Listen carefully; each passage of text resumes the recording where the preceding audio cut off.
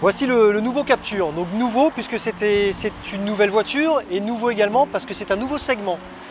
C'est un véhicule qu'on n'avait pas dans la gamme Renault. Depuis 15 jours, on a cette petite merveille qui s'appelle Captur, qui est un SUV qui mélange le SUV dans le côté râblé, le côté impressionnant, le côté gabarit imposant, qui correspond également à un monospace, on verra tout à l'heure avec l'intérieur.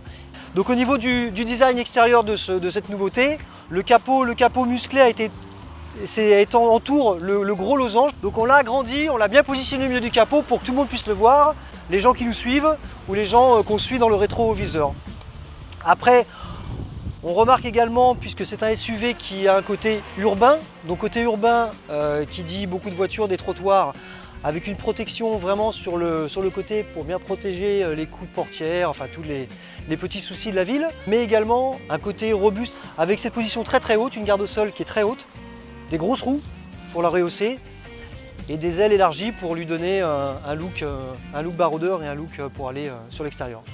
Après le look du véhicule, parce que le look on a tous le même, après ce qu'il faut c'est se différencier de ses petits collègues ou de son voisin qui a acheté la même voiture. Après c'est la personnalisation. Et le Captur, on avait déjà commencé avec la nouvelle Clio, le Captur va plus loin dans cette spécificité puisqu'on a la capacité d'avoir bicouleurs. Une couleur pour le bas de la caisse et une couleur pour le toit. Donc avoir un biton avec beaucoup de choix de couleurs, de l'ivoire, du noir, du gris. Donc chacun peut trouver le véhicule qui lui va.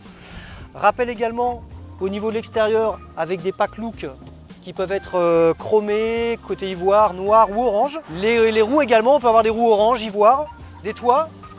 Les toits pareil, où on peut avoir des autocollants, on peut personnaliser comme on le souhaite le véhicule.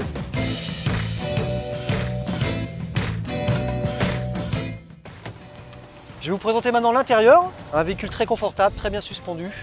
La position haute fait qu'on a une très bonne visibilité avec un grand pare-brise. Pareil, on peut rentrer dans la personnalisation à l'intérieur. Possibilité d'avoir des couleurs orange, noir, ivoire également pour rappeler l'extérieur.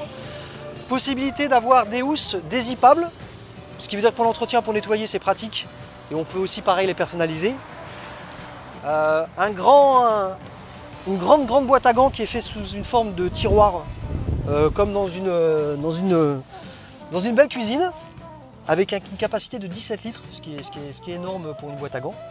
Au niveau du high-tech et de la technologie, nous avons sur le Captur le système Airlink, qui est en fait un système de GPS avec capacité d'acheter des applications, capacité de gérer sa consommation. Et au niveau habitabilité, un coffre qui est en fait sur glissière, ce qui permet d'avoir 17 cm de plus ou de moins si on choisit de favoriser de grands gaillards à l'arrière ou alors le maximum de coffre possible. Protection de coffre nettoyable. Ou la moquette qu'on peut mettre à 3 positions. Tout en bas pour avoir le maximum de volume, au milieu pour cacher ce qu'on transporte, ou en arrêt de charge pour protéger ce qu'on transporte également.